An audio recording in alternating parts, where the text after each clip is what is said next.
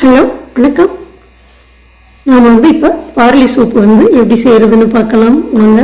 இந்த barley soup அடிக்கடி சாப்பிட்டீங்கன்னா உடம்புக்கு ரொம்ப நல்லதுங்க.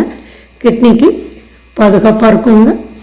பார்லியை நல்லா வறுத்துட்டு பாசிப்பருப்பு, மிளகு, சீரகம் அதவும் வறுத்து நல்லா பவுடராக மிக்சியில் நுணுக்கி எடுத்து வச்சுக்கோங்க. அது ஒரு 2 ஸ்பூன் எடுத்து கொஞ்சம் தண்ணியில் கரைச்சி எடுத்துக்கிடுவோங்க. நமக்கு என்னென்ன வெஜிடபிள் தேவையோ எல்லாத்தையும் எடுத்து 2 ஸ்பூன் நல்லெண்ணெயில் நல்லா வதக்கிடுங்க. தக்காளியும் சேர்த்துருங்க. உப்பு சேர்த்து கொஞ்சம் மஞ்சத்தூள் சேர்த்துட்டு தண்ணி நல்லா கொதிக்கவும் நம்ம கரைச்சி எடுத்த பார்லி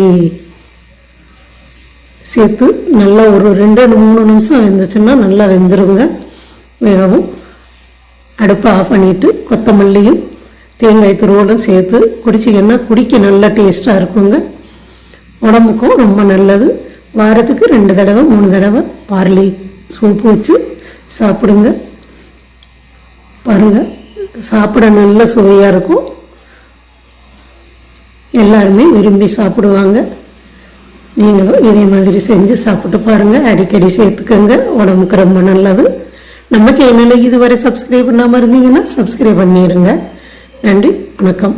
பாருங்கள், ஒரு 2 நிமிஷத்துலேயே சூப்பு ரெடி ஆகிரும்.